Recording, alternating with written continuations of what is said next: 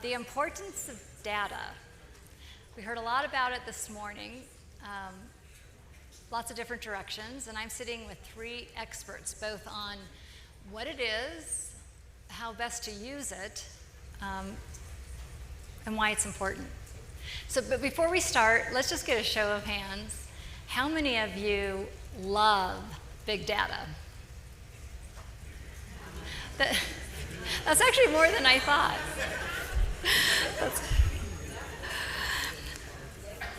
Okay, so I'm going to introduce each one at a time, and then if you don't mind telling us just a little bit about your company, and then maybe something with the audience that's not in your bio. Okay, so Colby Klester is the Director of Research at Mintel, and Mintel is known for its market research, qualitative and quantitative. So tell us a little bit more about that. Sure. Mintel is as mentioned, a market research company. So we are working with the biggest brands in many sectors in the private industry, especially food and drink being one of our biggest. We collect lots of big data.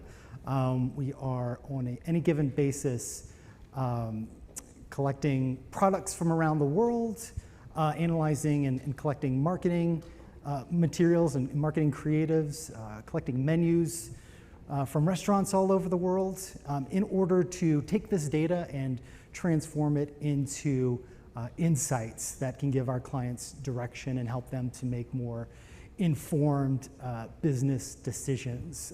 Taking the product retrieval space, for example, we can take that big data, analyze the ingredients that are going into products, the claims and the functions of these products, and help give us some direction of what are, for example, new claims, new sort of hot features that companies are starting to incorporate into their products.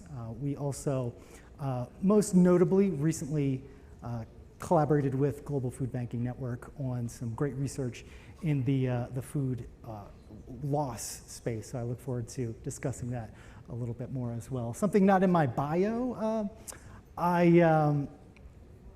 I'll say I went, it's been interesting to see a lot of the stories today of, climate change and natural disasters. I myself grew up in New Orleans in the United States and went through Hurricane Katrina about a little less than 20 years ago. At the moment, that felt a little special because I soon moved away from New Orleans. I live in Chicago now, and in the early days when people would meet me and sort of tell them where I came from, it was sort of there was a special interest in, oh, you went through Katrina, what was it like, That feels increasingly less special because it feels like, climate, natural disasters are just happening with much more frequency. So I think that really just speaks to how we are all increasingly being affected by, climate change. So I think that's certainly demonstrating the importance, underscoring the importance of what you guys are doing in the food rescue space. So I'm thrilled to be here today. Emily Ma is the head of Food for Good at Google, a company whose name, I guess, is synonymous for search. And maybe it's synonymous as well for data. So Emily, tell us a little bit about yourself. Thank you. So you might be wondering why a tech company is here. Sometimes I wonder about that too. But we do believe we have a role to play in supporting all of you and doing the work that you do to support hundreds of millions of individuals out there who are food insecure. So it's okay if you don't know what Google is. It's a technology company. Our goal is to organize the world's information, make it universally accessible and useful, and that includes food information. So what you might not know is behind the scenes, Google also serves about 300,000 meals a day in 170 cities and 54 countries. And so we have an internal operation that really supports our staff. Secondarily, we also have a lot of partners in the audience today. We support big and small food companies, restaurants and whatnot, with advertising, with cloud services, with YouTube, with all the things that you know about Google. And then finally, we really work to enable everyone. So it's interesting, during the pandemic when COVID started, we saw massive spike in searches for find free food. And we knew where those searches were coming from. And it was our responsibility to make sure that those of you on the ground who could do something about that could have that information. And so we work in 3 different domains, right? Our internal operations with our partners, many of you who are in the audience, so thank you. And then for everyone. Something that you might not know about me is I started working in food loss and waste because Google had this amazing thing called a culinary internship program. So I could go into work at 5 a.m. and work from 5 a.m. to 9 a.m. in our kitchens. They would give me the really crappy jobs like please chop 100 pounds of carrots. And then I would go do my day job as a technologist. And so through the course of about a year, I learned a lot about what an industrial kitchen needs to do. And also during that year, I went and joined a number of waste audits. So if Google has an office with several hundred people or more in it, we do a waste audit every year, meaning we put aside all the bags of trash that office building generates, and the next day we manually sort through all those bags of trash and categorize all of the trash. And for me, the reason why I got so involved in food loss and waste and made a commitment personally to working in this space for as long as I could was because sorting through our own food waste just made me realize how much surplus edible food was going to waste, and that was unconscionable to me. So for those of you who want to ever go dumpster diving, call me up. I'm happy to do that with you. James Leyson, Scholars of Sustenance. I like that name. Tell us a little bit about you. Sure, thank you. Good afternoon, everyone. Better start this. I hope everyone had a great lunch. So I feel honored to be seated beside Mintel and Google. I feel like I'm representing the food banks of Sheehan. So I want to tell a little bit information about Scholars of Sustenance. So we are an environmental organization, just like what Fair Share has shared, similar to what they're doing. What we do is we rescue surplus food 7 days a week with our cooling trucks. We collect surplus food from different hotels, restaurants, food manufacturers, retailers, and then we deliver them straight to different communities. Like what I said, we operate not 24/7, but 7 days a week. So a little bit information about myself that is not in bio. So I came from the travel industry, and I found this job during the pandemic. I lost my job during the pandemic because travel industry is down, but it opened a great door for me, and I found SOS, Scholars of Sustenance, and I joined this organization, and I felt so much grateful because I found a job that is not only helping me make a living, but at the same time be able to help others on a daily basis. So what more can you ask for, right? So I'm happy to share whatever we're doing in the other side of the world, in Thailand. And by the way, I'm the managing director of Scholars of Sustenance for Thailand and Philippines. Thank you. Great. We learned from Ron this morning that data is useless unless it's used as information in the correct way and pointed in the most effective ways possible. So, Colby, you help your clients understand data. How has it changed, and where are we going? Such a great question. And I think I've been working in market research myself for about 13 plus years, and I think I entered the industry at a unique turning point. When I first started out, I feel like our clients really liked to dig into the data themselves. They liked us to produce 100+ page reports with everything charted out, every imaginable piece of data, sort of all at their fingertips so that they could self-service and dig into that data themselves.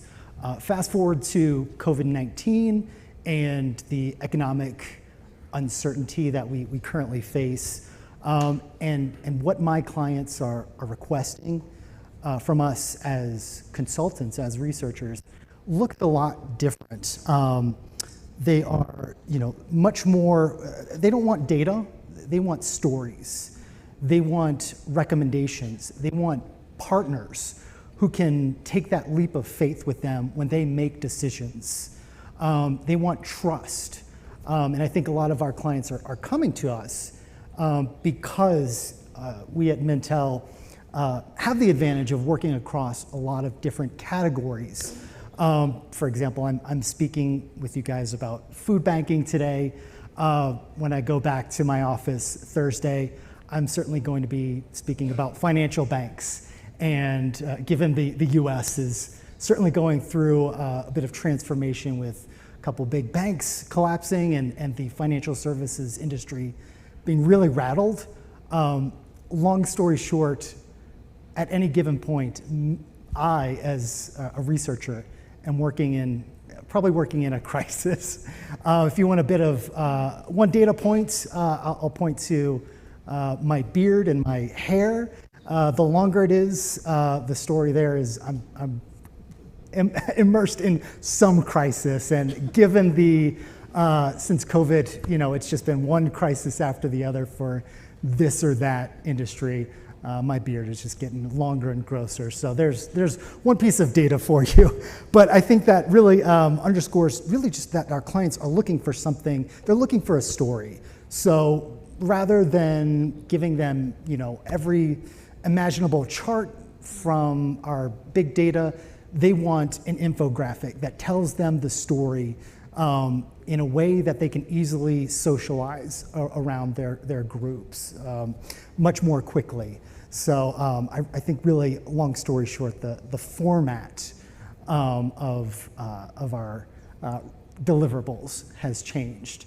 On the other side of that, I think we do see a lot of our clients also wanting to take our data and ingest it into even bigger data. One of the companies that we work with, Meta, formerly known as Facebook, has partnered with us recently for a really neat, what they call a foresight report for 2023.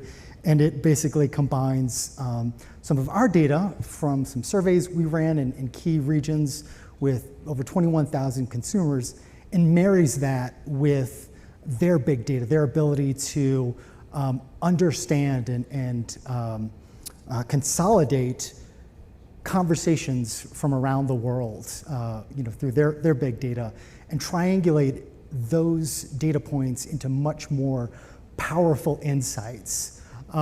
So it sort of goes in both ways. The big data question and the big data needs are still there, but more than ever, our clients are wanting stories. It's almost a back to basics trend that I'm seeing. Colby, when you mentioned story, I thought of the beautiful impact stories we got to learn this morning. And it really drives the incredible mission and impact that all of you are doing when you see those stories. So thank you for that. Emily, Google is known for almost democratizing data, making it accessible. But sometimes isn't there just too much data? How do we sort? How do we know what data really matters? Wow, that's a great question. There's definitely, we were talking amongst ourselves that, what was it you said, Colby? You were like, data sometimes is like food, right?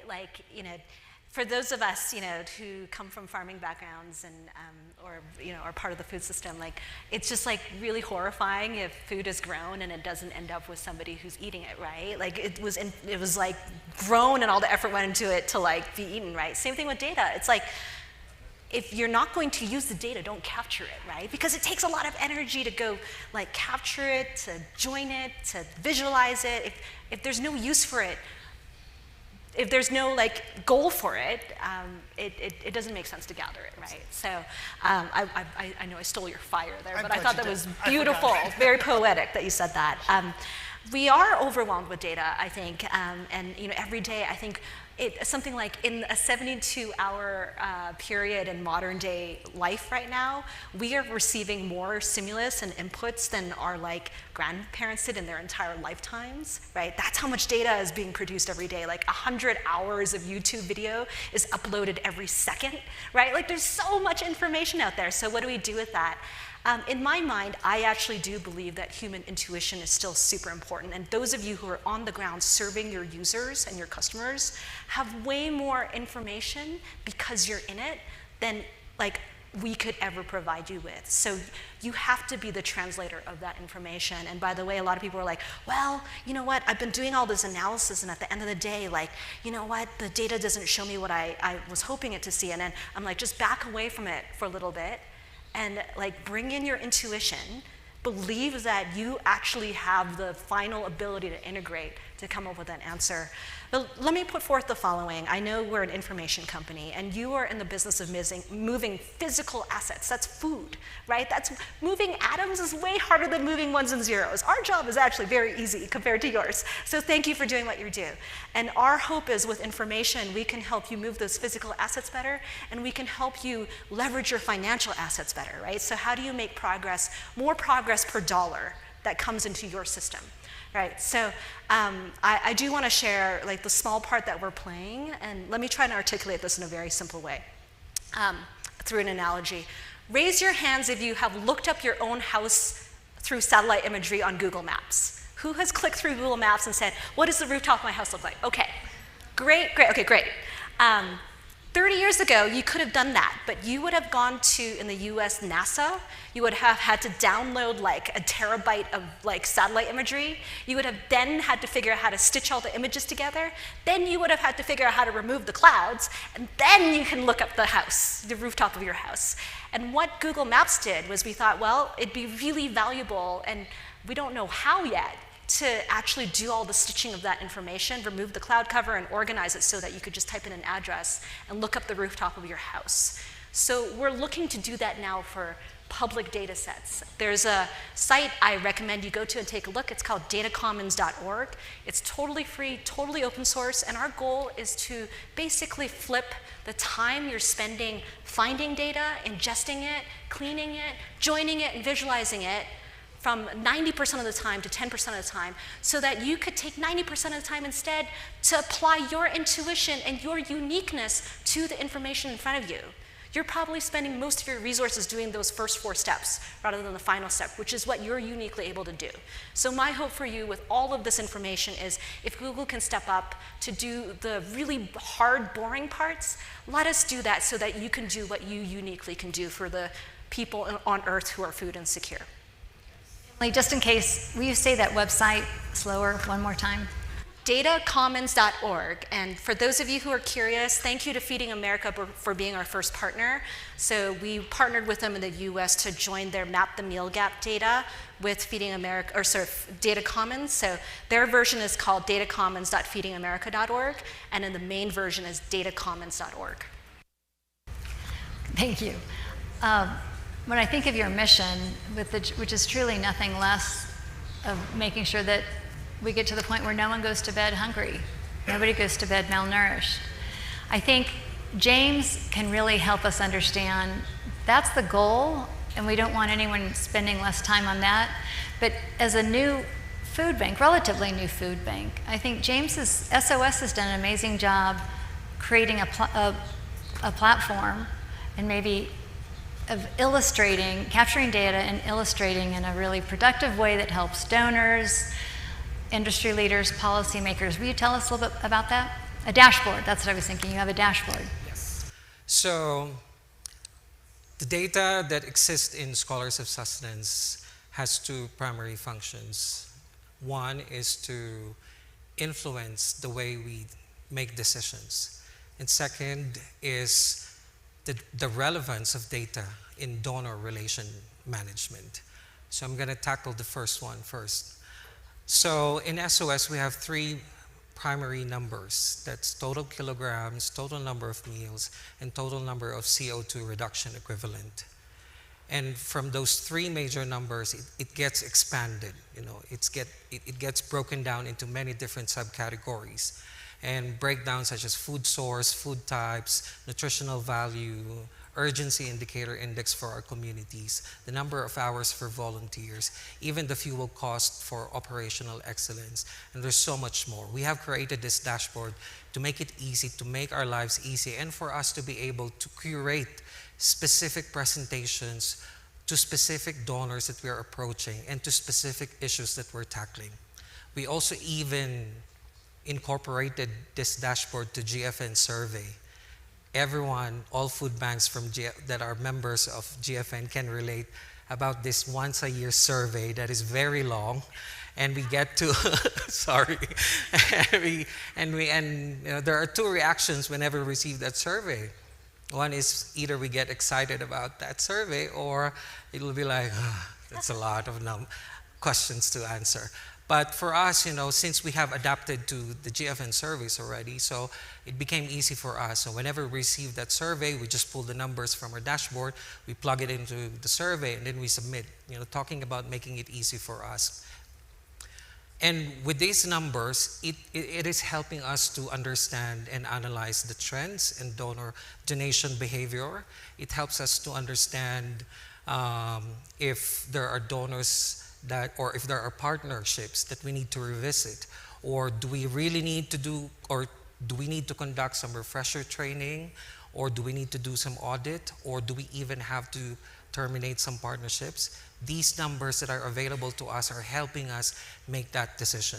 And these numbers are available to us on a monthly basis, not just for me, but for all the leaders in our organization, so that it helps them make small or big decisions on a regular basis. You see, for example, if there are donors that wants to expand their operation with us, we look at their numbers, we look at their trend, we look at their performance, and then we make a decision out of that if we're going to accommodate that expansion request, if it makes sense or not. Or if there are food partners that are requesting something from us, wanting us to do more for them, we try to look at their numbers as well, and it helps us to make a decision if we're going to accommodate that request, if it's worth it or if it's a waste of time. You see, we use data so much in our organization, and it helps us to make decisions. We never base our decisions on emotions. We base our decision on the numbers available in front of us, because you can rely on those numbers. If you rely on emotions, it's hard, it could be tricky.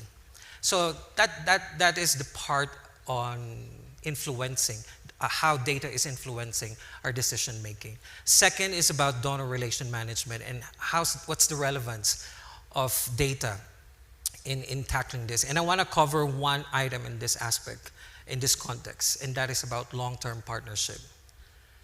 All of us here may be from different countries or different organizations or different backgrounds, but there is something common amongst all of us, and that is food. We all deal with food, either purchased food, rescued food, surplus food, cooked food, donated food. We are all raising food to continue to support all the agencies and communities that we are helping. But the agenda is, how can we secure long-term partnerships from our food donors? So how do we convince these brands to subscribe to that idea on investing long-term partnerships with us? How do we do that? What we need to do is to tell our results. But how do we show them, or how do we tell our results in a way that they can understand in their own language, their business language? We need to speak their language. And what is this language that we're talking about? Can anyone guess?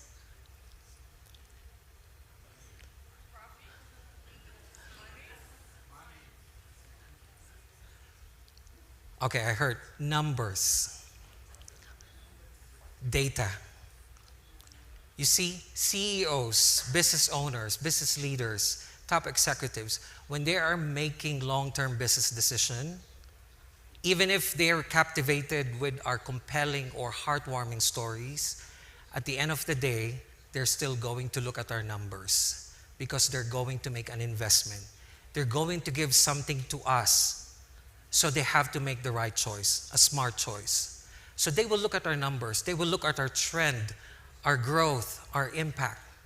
That's how data is important in influencing stakeholders or potential partners that would want to invest on us. You see, for example, in Thailand, data has played an important role in capturing a lot of long-term partnerships. Name all the big brands in the food industry, they're all part of the food rescue program with SOS in Thailand. simply because we finally understood their language and we started speaking their language. Then they finally understood how to incorporate their mission, their sustainability goals, to what we do. Now they keep giving their operations to us. Go here, we'll give you this, let's do this, It has opened so much doors just by using data. That is also the reason why we were able to convince the national government of Thailand to set up a national food bank in the country. We just use our data. Now, we're revising the food donation policy in Thailand. We're also discussing about carbon credit policy. We have already signed a memorandum of agreement with different ministries and different trades. It has opened so much doors just by using data. Recently, I just came from Manila because we launched our operation there. And we had a meeting with the biggest city in Metro Manila. And they got convinced that we need to institutionalize food donation. You see, just by using data, we were able to convince the business sector and the government. And I don't know if you will believe, but in this context, in this kind of conversations, we never used photos of poor people in the communities lining up to receive food, or a poor child eating a food that we gave, or a video of someone from the poor community telling their stories about how difficult to secure food. We never capitalized on poverty porn. You know what we capitalized? Our data, our biggest asset. In SOS, we always say this: food is the soul of our organization. The team is the heart of our organization. And data is the language of our organization. Data is so important. I hope we could embrace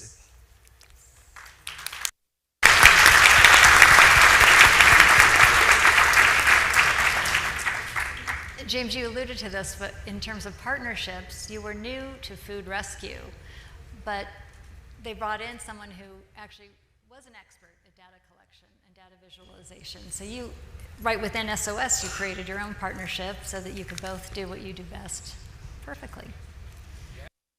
And also, if I may add, in SOS, we have really invested on data. I understand that in other models, in other food bank models, you don't have full-time staff that works on data. In SOS, we have full-time staff that is working on data. And we have really capitalized on that because it has shown so much progress and has opened so many doors. And I know that we might be tackling this later, but like what Emily said, working with data is kind of a complex work, There's so much work to do, and it could be intimidating. That's why when we ask how many of you loves data, we saw that it's not even half of the room, because everyone gets intimidated by data. Everyone feels like there's so much to learn and understand before you tackle data. But actually, it's not, The people in our organization that is tackling our data are fresh graduates from college. And they have learned how to use the data. We use Power BI, to help us visualize a lot of things. But, we have to really embrace it, because we're not only dealing with communities, we're dealing with businesses also. And in order for us to capture them, to get them to support us, we need to understand their world. Because we have this perspective that, we live in this world, in our food bank world, and they need to understand us. We have to turn things around. We need to understand all the stakeholders in our world. And we need to understand the world of business. They're more into data. They're more into numbers. I can maybe as a donor speak to this as well, how valuable it is to work with a number of you out there last year when Google made its $10 million grant. So in order for us to actually make a grant out of our philanthropic arm, we dig in really deeply with an organization. And we do want to see the numbers. We want to understand how big is your service territory, how many people you're serving, how many people are of what race, how many people are veterans, like what is the degree of food insecurity. We even want to know, like, what is the current technical capability you have so that we could step up and actually provide dollars that will help you up level when it comes to your technology and data capabilities. And so in order for us to make that kind of grant, and that's something I'm hoping to do into this network eventually, we do need to see that information, because we're running a deep analysis alongside information that we know and we see in order to make those clear decisions on where the greatest need might be. So help us help you in the long term, whether it's with our talent, with our resources, with our information, with our dollars. Thank you. We hope when we see James next year that he has a short beard, that life is getting easier. But in the meantime, you referenced the study that you did, Mintel undertook for GFN. Can you tell us about it and some of the top findings? Sure. Yeah, absolutely. So in brief detail, what we did was basically speak with over 1,400 individuals representing companies from 3 different regions, Latin America, the Middle East and Africa, and Asia Pacific.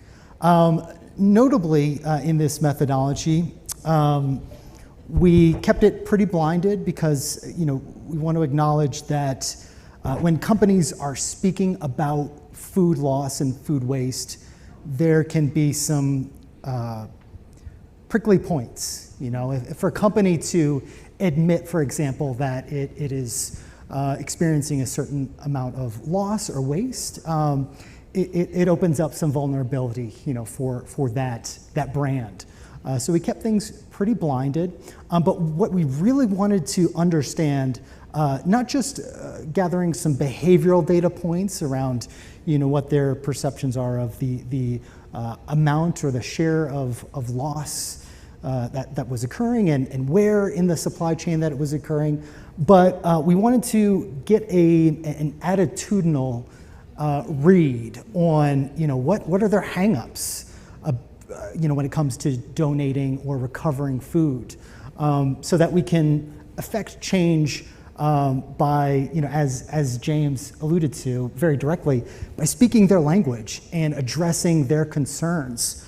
For example, I think in Latin America and the Middle East and Africa specifically, we saw a high degree of concern around donating food on the basis of expiration dates, use-by dates. And we know that there's plenty of confusion and concern around this idea with different nomenclature. So it's a place where we can affect some attitudinal change by helping businesses and consumers understand opportunities to recover food that might otherwise send up some red flags based on, simple numbers on the package, right? A couple other key data points, as I recall, I think it's fitting that we're in Latin America here for this conference, because we did see, I think, the highest rate of companies donating to food banks among those regions that we researched. But unfortunately, when we took a look at the rate at which these companies have ongoing programs in place for donation, Latin America, Asia Pacific, and the Middle East, it sort of equalized, So that sort of told me, and I think it was just about 1 in 5 companies that we spoke with had an established program in place, which tells me, to state, the obvious here, there's just such a big gap, such a big opportunity to fill. And really what that told me is, while here in Latin America, there's a bit more openness around donating, what these companies are lacking and perhaps craving is some sense of regularity and repeatability of donation touch points. So, I mean, it's in huge letters up there, the word volatility. I think we see companies attitudinally, when we're speaking to them through these interviews, they're craving stability as much as anyone. So it's about, I think, demonstrating that we have proven patterns and we can do this reliably. That's going to help enact change and help make this idea of recovery and donation stick. So I think that's certainly, we collected a lot of data. It was a 20-minute survey, so there's, when you talk about being intimidated by data analysis, as someone who looked at the data, I was at times overwhelmed with just how many different avenues that you can explore in that data. But it's certainly important, I think, to take a step back and rise back to the top of these, attitudinal, the attitudinal barometer that we collected in this survey. So see me if you have any questions about it. It's just such a robust set of data there to explore. It's available for GFN members. So if you ever need any help navigating that data, I'm your guy. James, thank you for that. And thank you to Mintel. When I think of inspiring stories, Gallup is a measurement partner for 4 Sustainable Development Goals, including number 2, zero hunger. But we also run a workplace practice. And sometimes we tease about Google, who was often known for sushi bars, all you can eat. But I think, Lisa, tell us about the campaign, Take Only What You Need. What did you do internally at Google? Yes. We don't have all-you-can-eat sushi bars everywhere. We do have all-you-can-eat food, though. So at the end of the day, it's been part of our 25-year history that we would feed our staff, because while it's expensive to do that, and now we have 180,000 full-time staff members, we actually win on the back end because we take care of people's health. We also end up not having everybody drive out to get lunch, and we can bring guests in. So there's many benefits of having a corporate food program. So about a year ago, we made 2 big pledges. We said we're going to half the amount of food waste in our systems by 2025 per 2019 levels per staff member. So sorry, that was a big mouthful. Just think of, we're going to half our food waste. And then secondly, we're going to divert it 100% away from landfills. So huge kudos to GFN for the work in methane. We know that when food waste ends up in landfill, that's when it has the greatest damage on the environment. So we made these commitments. Again, 54 countries. Thank you to a number of you with your policy atlas to help us understand where we can do this work and where we need to do a little bit more work on the policy side. So at the end of the day, we learned a lot from thinking about our own food recovery, and I so appreciate what Colby had to say about this, because we actually surveyed all our chefs. We have 10,000 chefs, and a number of them came back and said, it's legal to donate in my country, or it's illegal to donate in my municipality. And we're like, wait, let's look up the policy atlas. And it turns out that a lot of chefs use it as an excuse not to donate, because it takes more time and energy to do so, right? If you are on your feet for an 8-hour shift and you have 100 tasks, it's much easier to dump whatever excess food you have in the compost bin than to make sure that you've adhered to timeless public health requirements and all of the safety requirements. You're putting it aside, you're gonna enter your information to an app or some system, or you're gonna call up the donor, and you have to sit and wait there for another half hour for them to pick it up. So sometimes it's illegal to donate in my country is an excuse, and we have to understand the attitudinal reasons for why food recovery is not happening, and that starts with really surveying and understanding on the donor side what's happening. Just add on to that, I think it reminds me of one of my favorite statistical quotes. Of course, there was debate earlier a little bit in the previous panel about, our numbers aren't matching up, and that reminds me of an old saying in statistics: all models are wrong, but some are useful. So if we're interviewing chefs who are sort of giving us a little bit of a fib, that's still useful, because we can, triangulate that against what we know from a policy standpoint and sort of underscore, okay, these are attitudinal, changes we need to make. And so I think that's a very interesting point. Yeah. I think the day, Colby, data is not meant to be an end-all and be-all. It's meant to spark our curiosity. right? Your dashboard is sparking curiosity in your staff. It's like, wait a minute, why is there that outlier? Wait a minute, why do we have to buy an extra truck when, by the way, there is a member in the audience right now who just told me that, they ran some numbers, they took a look at their current routing patterns, and they're able to actually reroute so that they don't have to put another capital expense to buy another truck and hire another driver. Kudos to you, by the way. Love your story. So, I think data really is a means of experimentation, of becoming more resilient and efficient, as the gentleman from Civent said this morning, right? How do we become more resilient and more efficient at the same time? And having that information at your fingertips in the form of dashboard allows you to experiment and ask those questions, right? Data is a tool.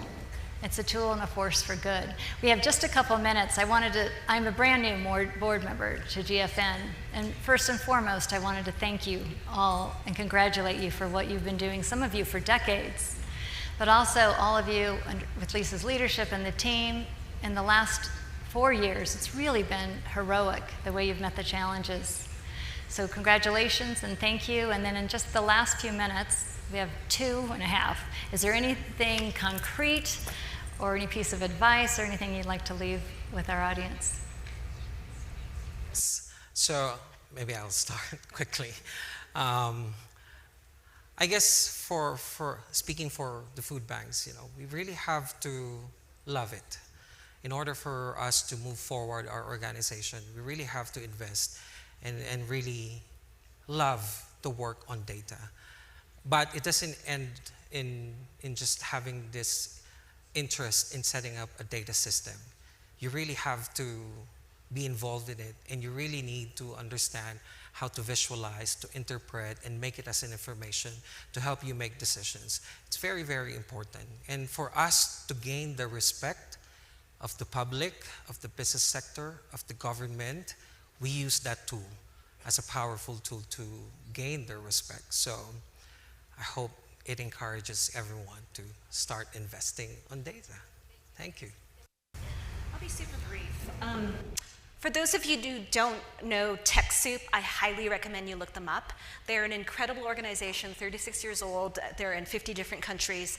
They are the ones who provide you with discounted or free resources to technology and software and data systems. So whether it's Microsoft, Amazon, or Google, or whatnot, check them out. They are also now the fiscal and technical steward of a project called Open Product Recovery, which a number of us in this group got started about a year ago to help everyone have open source access to tools to help recover more food faster, really making that availability visible. So that's openproductrecovery.org, and then TechSoup is our partner in helping get more free resources to organizations like yours. Also keep it brief. I think I would just want to share my optimism. My job really has started out as giving our clients a competitive edge, but and sort of keep that data proprietary and sort of trade secrets. I'm very optimistic in seeing brands that we work with open up their books and share more open data. In tandem with that, I've seen data literacy increase tenfold, just more people being much more well-versed in harnessing data in the right way. So I'm just optimistic that data can be used to affect positive change. I think that's a great place to end. Will you join me in thanking our incredible panel of experts?